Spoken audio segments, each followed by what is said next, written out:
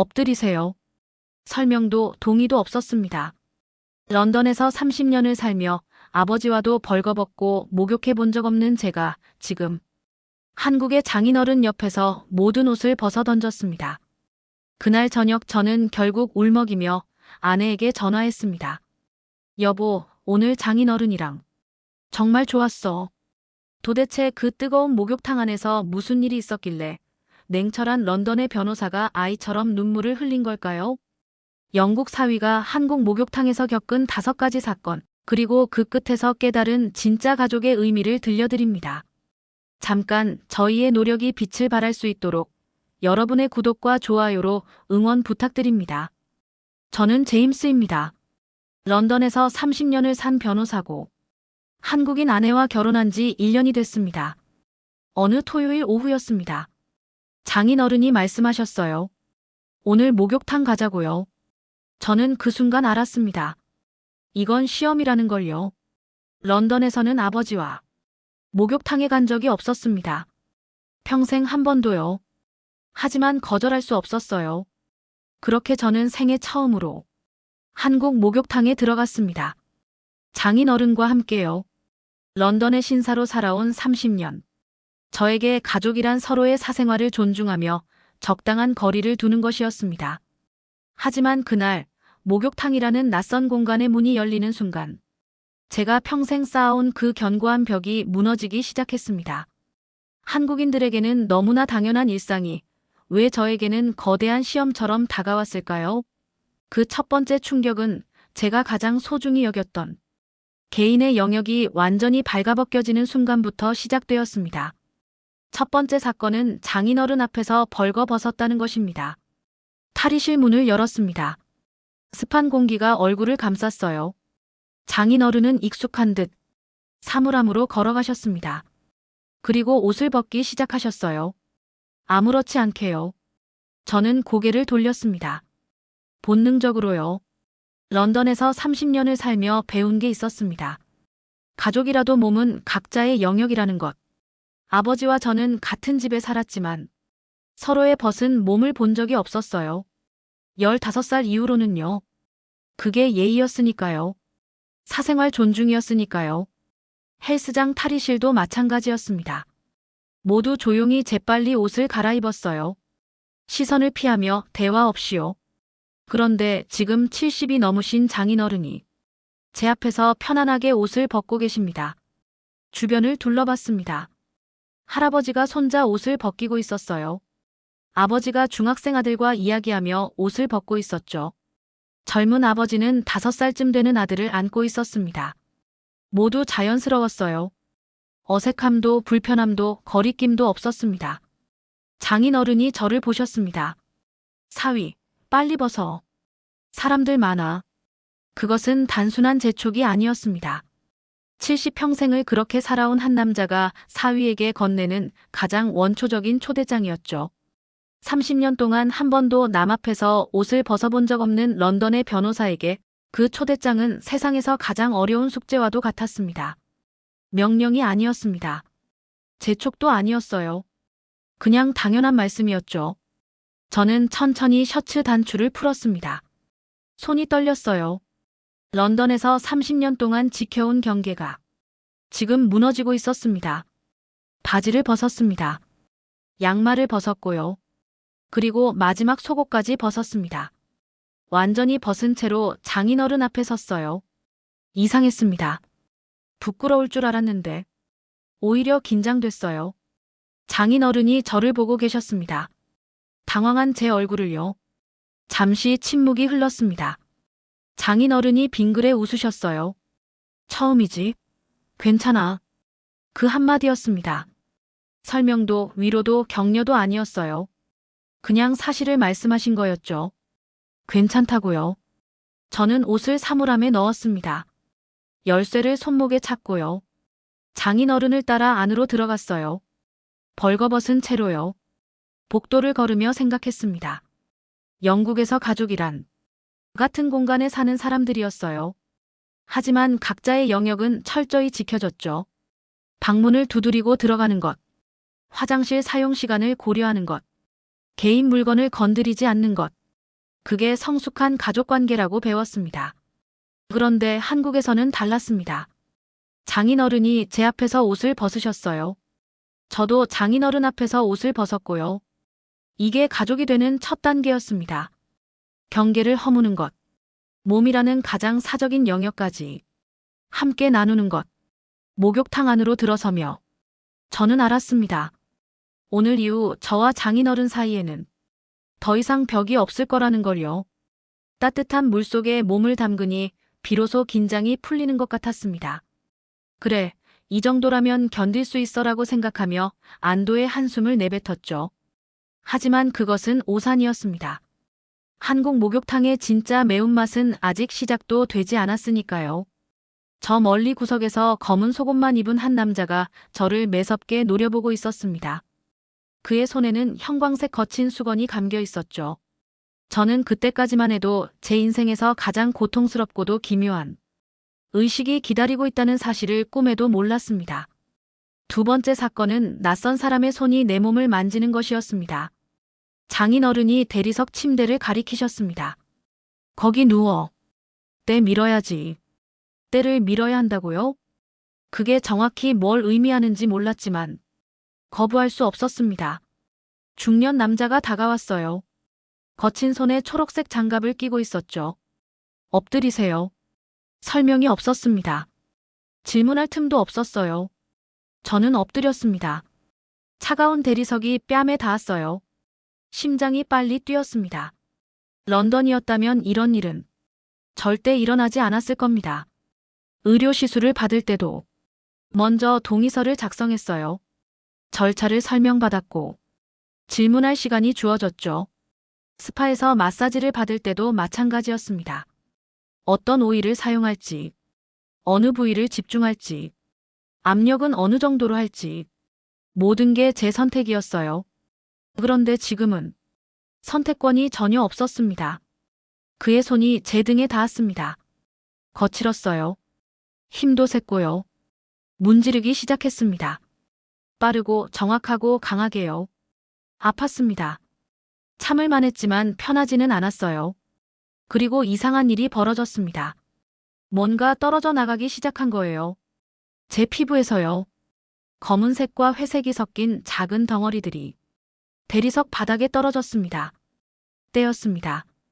제 몸에서 이렇게 많은 때가 나온다는 게 믿기지 않았어요. 런던에서 저는 매일 샤워했습니다. 때는 혼자 조용히 처리하는 거였거든요. 아무도 모르게요. 그런데 지금 제 때가 환한 불빛 아래 그대로 보이고 있었어요. 얼굴이 뜨거워졌습니다. 창피했거든요. 뒤에서 장인어른 목소리가 들렸습니다. 사위, 많이 나오네. 좋은 거야. 좋은 거라고요? 더 많이 나왔습니다. 등에서, 팔에서, 다리에서, 발에서. 때밀이 기사는 계속 문질렀어요. 멈추지 않고요. 그리고 말했습니다. 건강하시네요. 순환 잘 돼요. 저는 귀를 의심했습니다. 건강하다고요? 이렇게 많은 때가 나오는데요. 런던이었다면 이건 부끄러운 일이었을 겁니다. 관리 실패의 증거였을 거고요. 하지만 여기서는 달랐습니다. 때가 많이 나온다는 건 부끄러운 게 아니었어요. 몸이 제대로 순환하고 있다는 신호였습니다. 건강하다는 증거였죠. 20분이 흘렀습니다. 그는 제 몸 구석구석을 문질렀어요.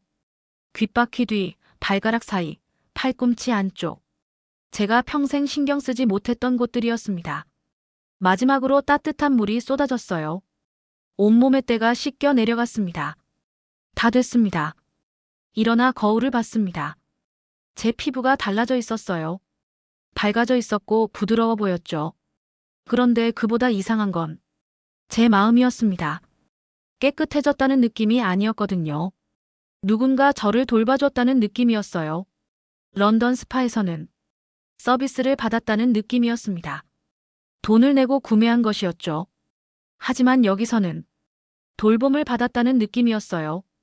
누군가 제 몸을 잊고, 제 몸을 이해하고, 제 몸을 돌봐준 거였습니다. 낯선 사람이요. 거친 손길이 지나간 자리엔 말로 표현하기 힘든 개운함이 남았습니다.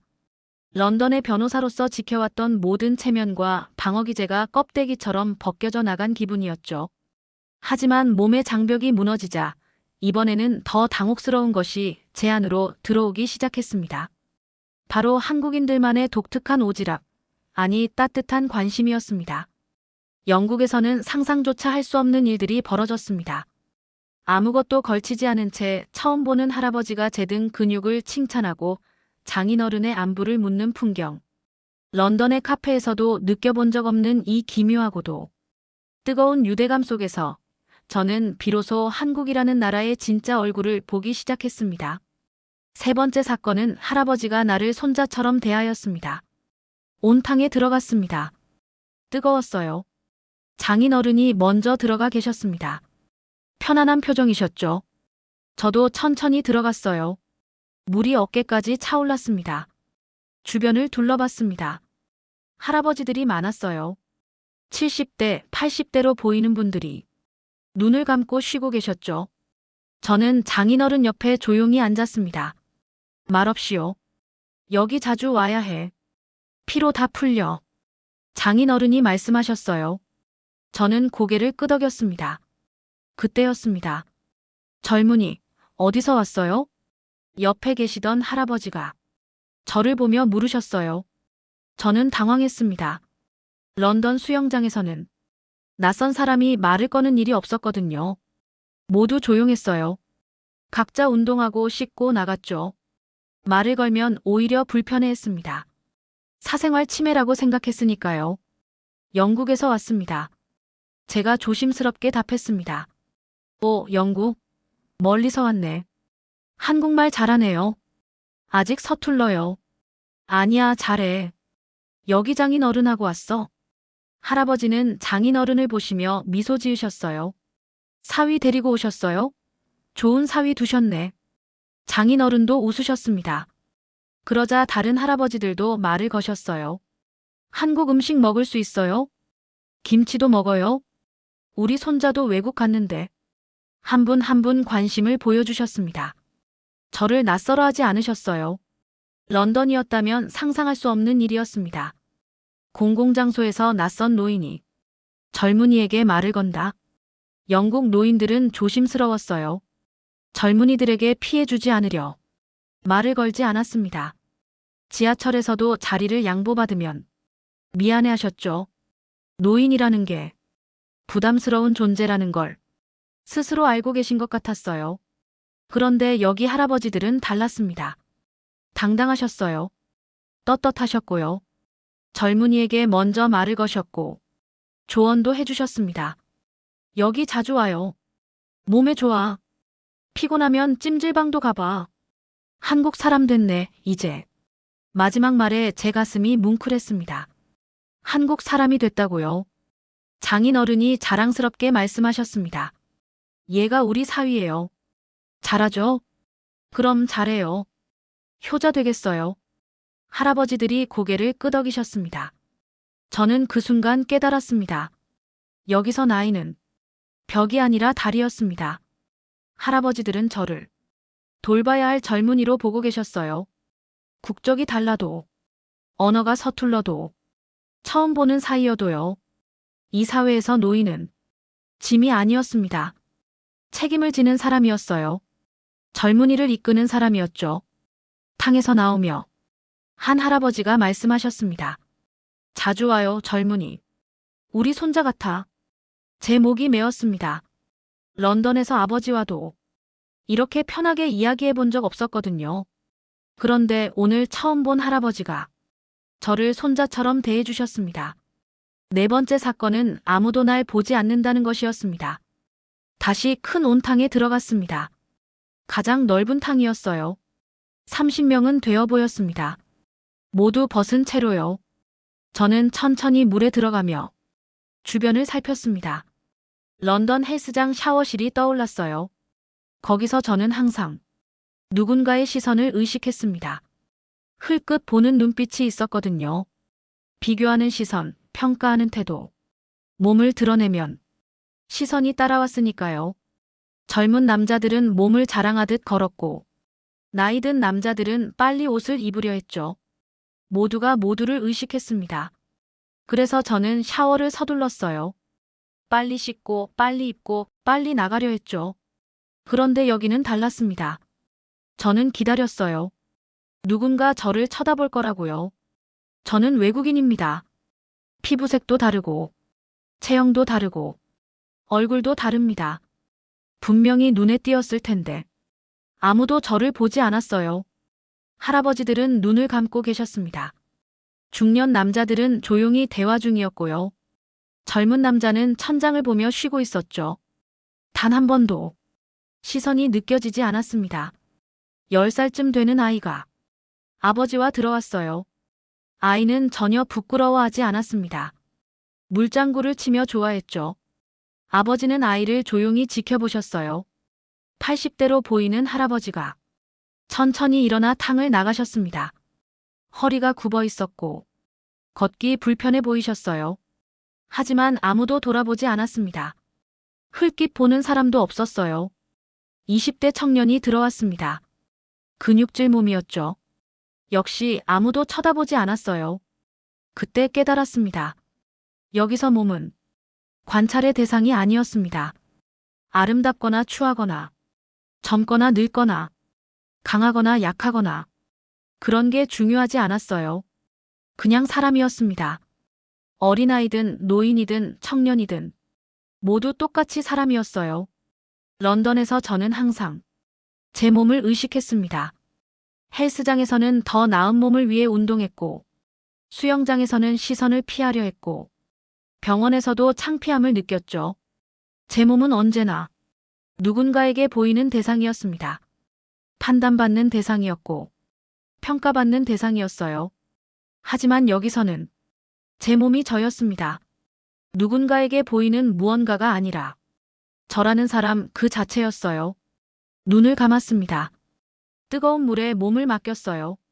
30년 만에 처음으로 완전히 긴장을 풀 수 있었습니다. 벗은 채로 낯선 사람들 속에서 외국 땅에서요. 그런데 이렇게 안전하다고 느껴본 적이 없었습니다. 장인어른이 옆에서 말씀하셨어요. 편하지? 저는 대답 대신 미소 지었습니다. 정말 편했거든요. 이 공간은 몸을 드러내는 곳이 아니라 사람으로 존재하는 곳이었습니다. 5번째 사건은 이제 우리는 진정한 가족이 되었다는 것이었습니다. 목욕을 마치고 탈의실로 돌아왔습니다. 장인어른은 천천히 옷을 입으셨어요. 저도 옷을 꺼내 입었습니다.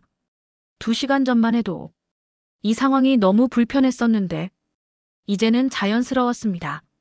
머리를 말리며 오늘 하루를 떠올렸어요. 처음 옷을 벗을 때의 긴장감, 때밀이 할 때의 당황스러움, 할아버지들의 따뜻한 말, 아무도 저를 보지 않던 안전함. 모든 게 낯설었지만 모든 게 편안했습니다. 장인어른이 옷을 다 입고 제 옆에 앉으셨어요. 잠시 침묵이 흘렀습니다. 그리고 장인어른이 말씀하셨습니다. 사위. 네, 장인어른. 오늘 어땠어? 저는 잠시 고민했습니다. 솔직하게 말해야 할까요? 처음에 얼마나 불편했는지, 얼마나 당황했는지를요. 아니면 괜찮았다고 예의상 말해야 할까요? 장인어른은 기다리고 계셨습니다. 제 대답을요. 솔직히 처음엔 너무 어색했습니다. 장인어른은 고개를 끄덕이셨어요. 그렇겠지. 영국하고 다르니까. 네, 많이 달랐어요. 잠시 또 침묵이 흘렀습니다. 장인어른이 창밖을 보시며 천천히 말씀하셨습니다. 사위, 우리 딸이 너 좋아하는 거 알지? 네. 나도 알아. 내가 딸한테 잘하는 거. 제 가슴이 뭉클했습니다. 그런데 말이야, 한국에서 가족 되는 건 영국하고 좀 달라. 장인어른이 저를 보셨어요. 영국은 각자 사는 거잖아. 부모는 부모, 자식은 자식. 각자 독립해서 살고. 그런데 한국은 함께 사는 거야. 딸 아프면 내가 아픈 거고. 내가 힘들면 내가 힘든 거. 그게 가족이야. 저는 듣고 있었습니다. 한마디도 놓치지 않으려고요. 오늘 여기 데려온 건 내 때 밀어주려고가 아니야. 장인어른이 잠시 멈추셨어요. 너 혼자 아니라는 거. 보여주려고 그랬어. 제 눈시울이 뜨거워졌습니다. 여기 할아버지들 봤지? 너한테 말 거는 거. 네. 그게 우리야. 낯선 사람도 돌보는 게 우리 문화야. 하물며 우리 사위인데. 장인어른이 제 어깨에 손을 올리셨습니다. 무겁지 않았어요. 따뜻했습니다. 영국 가서 힘들면 언제든지 전화해. 딸한테 말 못할 것도 나한테는 해. 알았지? 이제 우리 가족이야. 그 한마디에 눈물이 쏟아질 뻔했습니다. 런던에서 30년을 살며 저는 항상 혼자였어요. 아파도 혼자 병원 가고, 힘들어도 혼자 해결하고, 외로워도 혼자 견뎠습니다. 그게 독립이라고 배웠으니까요. 강한 거라고 믿었으니까요. 누구에게도 의지하지 않는 게 성숙한 어른이라고 생각했으니까요. 그런데 지금 장인어른이 제게 말씀하셨습니다. 혼자 아니라고요. 이제 가족이라고요. 밖으로 나왔습니다. 서울의 저녁거리가 보였어요. 장인어른이 제 등을 두드리셨습니다. 다음 주에 또 오자. 네, 장인어른. 꼭 오고 싶습니다. 그래, 맨날 오는 거야. 장인어른은 웃으셨습니다. 그날 밤 집에 돌아와 아내에게 전화했습니다. 여보, 오늘 아버지랑 정말 좋았어. 그래, 다행이다. 우리 아빠가 마음에 드나 봐. 아내 목소리가 기뻐 들렸어요. 저도 기뻤습니다. 영국에서 가족이란 같은 집에 사는 사람들이었어요. 하지만 서로의 공간은 철저히 지켜졌죠. 한국에서 가족이란 함께 벗을 수 있는 사람들이었습니다. 경계를 허물 수 있는, 서로를 돌볼 수 있는, 말없이 이해할 수 있는 사람들이요. 저는 오늘 한국인 가족이 되었습니다. 목욕탕에서요. 영국 친구들에게 이 이야기를 하면 모두 믿지 못합니다. 장인어른과 목욕탕을 벌거벗고 함께요? 그들은 이해하지 못해요. 하지만 저는 이제 압니다. 한국에서 가족이 되는 건 서류에 이름을 올리는 게 아니라는 것을요. 함께 벗고, 함께 씻고, 함께 쉬는 거였습니다. 그렇게 경계를 허무는 거였어요. 이제 저는 매주 토요일 장인어른과 목욕탕에 갑니다. 거기서 때를 밀고, 탕에 들어가고, 할아버지들과 인사하고, 장인어른과 이야기합니다. 그리고 집에 돌아와 아내에게 말해요. 오늘도 아버지랑 좋았어. 한국의 목욕탕에서 저는 사위가 되는 법을 배웠습니다. 벗는 법을요. 오늘 영상이 도움이 되셨다면 저에게 큰 힘이 되는 구독과 좋아요 꼭 부탁드려요. 다음번에도 더 유익한 이야기로 돌아올게요. 늘 건강하시고 행복하시길 바랍니다.